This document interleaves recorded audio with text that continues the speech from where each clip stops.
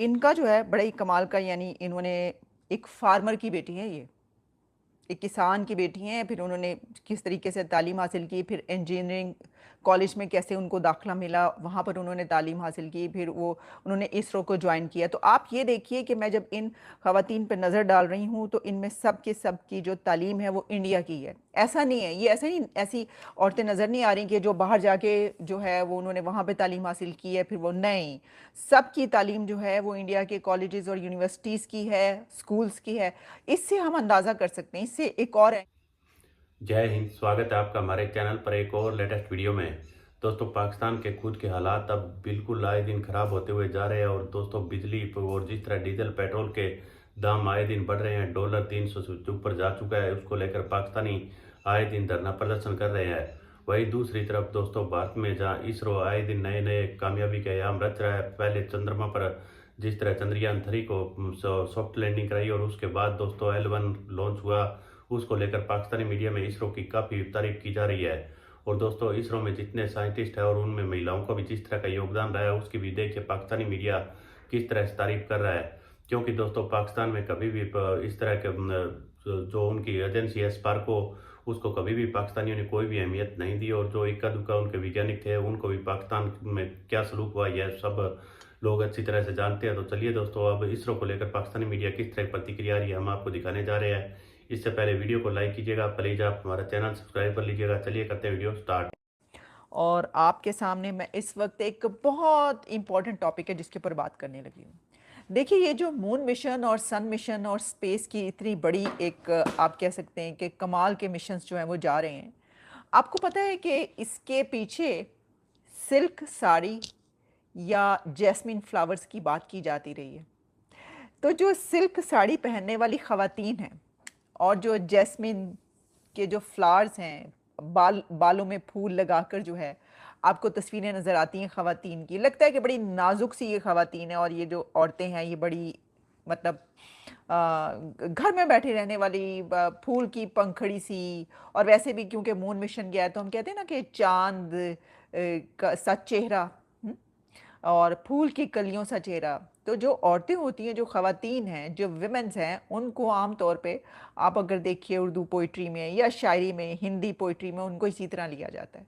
लेकिन आप ये जानकर बहुत ज़्यादा हैरान होंगे कि इंडिया की स्पेस एजेंसी इसरो के जितने भी एम्प्लॉयज़ हैं उसमें आप 25% ऑफ इसरोज़ ओवर 16,000 एम्प्लॉयज़, विमेंस जो हैं वो 25% हैं 16,000 एम्प्लॉयज़ में।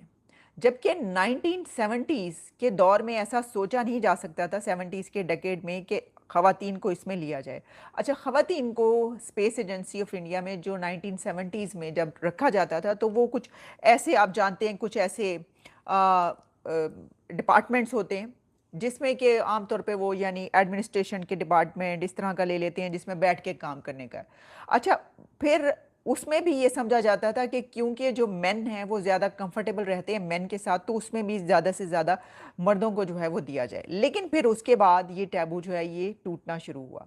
इस वक्त हम जिन खवातीन की बात कर रहे हैं वो ना तो अपने बालों में फूल लगाती हैं, जैस्मिन की हों, गुलाब की हों, किसी भी चीज़ की हों, या ना ही वो सिल्क साड़ियाँ पहनती हैं। पहनती होंगी, ऐसा नहीं है नहीं पहनती, लेकिन आमतौर पर जब वो अपने ऑफिसेज़ में यानी कि इसरो में काम करने आती हैं तो वो कॉटन की साड़ी में नज़र आती हैं और बहुत ही सादा और विदाउट मेकअप उनका फेस होता है। और वैसे भी हमने देखा है कि इंडिया की जो ख़वातीन हैं आम, यानी अगर आप बॉलीवुड से बाहर निकलें तो उनका जो रहन सहन और स्टाइल है वो मेकअप वगैरह या इस तरह का को ख़ास इतना नज़र नहीं आता। ये बड़ा फ़र्क हमें नज़र आता है पाकिस्तान और इंडिया में। बहरहाल चलें, ये तो एक अलग टॉपिक और डिबेट है, लेकिन मैं इस वक्त ये बात करूँगी उन चंद ख़वातीन की जो कि पावरफुल हैंड्स, जिसने मून मिशन को कामयाब बनाया और जिसने आदित्य L1 सूरज के मिशन को जो है वो कामयाब बनाया।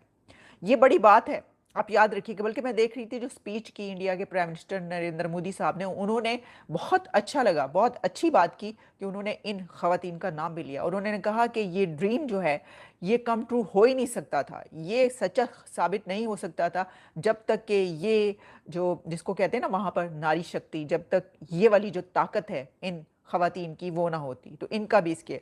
अच्छा, अब मैं देख रही थी कि एक नाम जो है वो आ रहा था, जैसे कि पहले हम आदित्य L1 की बात कर लेते हैं, क्योंकि जो रॉकेट वुमेन जो रितु हैं उनके बारे में हमने पहले भी बात की थी। मैंने आपको बताया था कि जो चंद्रयान 3 का मिशन था, उनके पीछे जो रॉकेट वुमेन जिनको कहा जा रहा है, उनकी क्या हिस्ट्री है, किस तरीके से उन्होंने पढ़ा, फिर कैसे इसरो को उन्होंने 80s में ज्वाइन किया और क्या। लेकिन अब जो हैं वो निगार शाह जी, इनका नाम आ रहा है। अब निगार शाह जी जो हैं वो बहुत ही कमाल की खातून है, और ये जो आदित्य L1 लॉन्च किया गया इसकी वो प्रोजेक्ट डायरेक्टर थी। और आपने देखा होगा कि जब वो कामयाबी से अपनी उस मंजिल पर पहुंचता है जहां पर क्लैप होता है, और फिर जो उनके चेयरमैन हैं इसरो के सोमनाथ, वो खड़े होते हैं, वो स्पीच करते हैं, तो उन्हीं के साथ एक खातून जो खड़ी होती हैं, वो उनके साथ वो सिर्फ खड़े होते हैं, और खातून वो जो कि प्रोजेक्ट डायरेक्टर है निगार शाह जी, वो स्पीच करती हैं और वो बताती हैं कि क्या इसका सारा जो है ये आदित्य L1 सोलर मिशन जो है गया का होता है। कभी कभी ऐसा हो जाता है कि क्योंकि उनके दोनों जो मिशंस हैं ना, इंडिया के मून मिशन और सोलर मिशन इकट्ठे एक साथ जो हैं गए हैं, तो कभी हम सोलर मिशन को मून मिशन बोल देते हैं और मून मिशन को सोलर मिशन। लेकिन तानू समझ आ गई जे ना वो कहते हैं कि समझ लग गई जे ना, तो बस ठीक है, फिर की गल है जे मून सूरज कहता है या सूरज को जो हमने चांद कह दिया, कोई मसला नहीं है सर। यहाँ पे तो शायर जो हैं वो देखिए चांद कैसा निकला है, कितने बड़े बड़े गढ़े हैं उसके अंदर, तो वो तो उसको अपनी महबूबाओं से मिलाते रहे हैं। तो एक नाम सूरज को चांद या चांद को सूरज कह देने से क्या फ़र्क पड़ता है। और वैसे तो एक बहुत पुरानी गज़ल भी है सलीम रज़ा की, क्लासिक्स में आती है कि हुस्न को चांद जवानी को गज़ल कहते हैं, और आगे अगला मिसरा मुझे अभी याद नहीं रहा। अच्छा जी, तो मैं आपको इस वक्त बता रही हूँ निगार शाह जी के बारे में। ये एक जो कि इनका ताल्लुक जो है वो एक मुस्लिम घराने से है, और इनके हस्बैंड गल्फ़ में काम करते हैं, वहाँ पर होते हैं, और इनके साथ इनकी बेटी और इनकी वालदा रहती हैं, और इनके एक बेटे नेदरलैंड्स में साइंटिस्ट हैं। और इनका जो है बड़ा ही कमाल का, यानी इन्होंने एक फार्मर की बेटी है, ये एक किसान की बेटी हैं, फिर उन्होंने किस तरीके से तालीम हासिल की, फिर इंजीनियरिंग कॉलेज में कैसे उनको दाखिला मिला, वहाँ पर उन्होंने तालीम हासिल की, फिर वो उन्होंने इसरो को ज्वाइन किया। तो आप ये देखिए कि मैं जब इन ख़वातीन पर नज़र डाल रही हूँ तो इनमें सब के सब की जो तालीम है वो इंडिया की है। ऐसा नहीं है, ये ऐसे नहीं, ऐसी औरतें नज़र नहीं आ रही कि जो बाहर जाके जो है वो उन्होंने वहाँ पर तालीम हासिल की है, फिर वो नहीं, सब की तालीम जो है वो इंडिया के कॉलेजेस और यूनिवर्सिटीज़ की है, स्कूल्स की है। इससे हम अंदाज़ा कर सकते हैं, इससे एक और एंगल निकलता है इस बात का, इस टॉपिक का, कि आप ये देखिए कि वहाँ के स्कूल कॉलेजेस और यूनिवर्सिटीज़ के जो मयार तालीम है, जो एजुकेशन लेवल है वो कैसा है, कि जो इस वक्त स्पेस एजेंसी जिसकी नासा तारीफ़ कर रहा है, और कहा यह जा रहा है कि अब ये बीट कर देगी इसको और इसको और इस स्पेस एजेंसी को, उसके जो पढ़ने वाले यानी कि जो इस वक्त काम करें वो कहाँ से पढ़ के निकले हैं, कहाँ के पढ़े लिखे हैं, उनकी अपनी यूनिवर्सिटीज़ के, उनके अपने उधर से। तो जैसे मैंने बताया 16,000 इनके एम्प्लॉइज़ हैं, जिसमें जो है 25% है large number of them working in the technical field और heading important projects. By late 1970 ISRO ने ये रिक्रूटमेंट स्टार्ट की थी वुमेन्स की जो है टेक्निकल पोजीशंस पर, और उस वक्त भी जैसे मैंने आपको बताया कोशिश यही की जाती थी कि ज़्यादा जो हैं वो उसी में रहें जो कि पहले आमतौर पर कहे जाते हैं कि ये औरतों के शोबे हैं।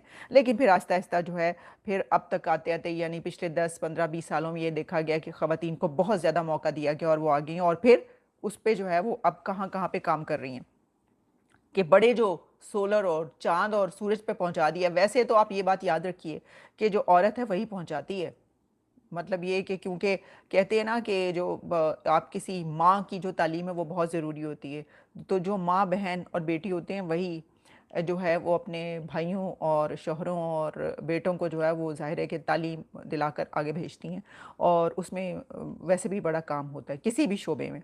अच्छा जी, फिर one of ISRO's most senior engineers Anuradha TK हैं, और वो जो है first women satellite project director हैं, और उन्होंने ये जो ऑर्गेनाइजेशन है ये 1982 में ज्वाइन किया, स्पेशलाइज्ड इन कम्युनिकेशन सैटेलाइट, और उसमें जो है उन्होंने इसके अलावा काफ़ी उनके मुतालिक जो है कौन से बैच में रहीं और किस तरीके से उन्होंने कहा, in my batch first 6 women engineers join ISRO, और उसमें तमाम लोग जो हैं वो उनके साथ खड़े रहे और उनका साथ दिया।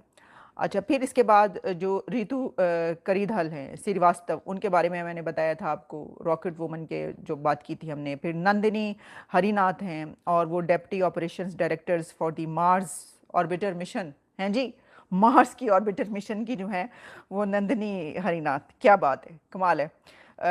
मंगलयान, और फिर इसके बाद उनकी भी कुछ बातें जो उन्होंने बात की, इंटरव्यूज़ किए, वो शामिल हैं, जहाँ से मैं इस वक्त आपको बता रही हूँ। विमेंस फ्रॉम मार्स कहा जाता है इनको, श्रीवास्तव ने ये बताया। I am a women from Earth, an Indian women who got an amazing opportunity, जो कि उन्होंने कहा कि अब उनको विमेन फ्रॉम मार्स कहा जा रहा है। तो इसी तरीके से और भी अच्छा, फिर एक फ़ोटो जो है वो वायरल होती है जिसमें इसरो की चंद जो वहाँ पे काम करने वाली स्टाफ मेंबर्स हैं, वो सिल्क साड़ियों में और जैस्मिन फ्लावर्स जो है उन्होंने अपने बालों में लगाए हुए हैं। ये वायरल हो गई तस्वीर, तो लोग ये समझे कि जो इसरो में काम करने वाली ख़वातीन या औरतें हैं वो इसी तरीके से सिल्क की साड़ियाँ पहनती हैं और बालों में फूल लगाती हैं। लेकिन हमने देखा कि हमारे सामने तो जो भी आता है उसने बड़ी कॉटन की, बड़ी आम सी कोई साड़ी पहनी होती है, विदाउट मेकअप जो होता है। तो उन्होंने कहा कि वो जो थी वो ख़वातीन, वो असल में उस डिपार्टमेंट की थी कि जिनका बाकायदा यानी एडमिनिस्ट्रेटिव स्टाफ था वो। और वो होता है ना कि आप अपने डिपार्टमेंट को किसी को करने के लिए बाकायदा वीडियोस बनाते हैं, वो वाली वीडियो थी। वरना आम तौर पर जो है मिशन मंगल हो या कोई भी मिशन हो, मार्स हो। तो देखा होगा दोस्तों किस तरह से L1 की लॉन्चिंग के बाद पाकिस्तानी मीडिया का काफ़ी रिएक्शन आ रहा था।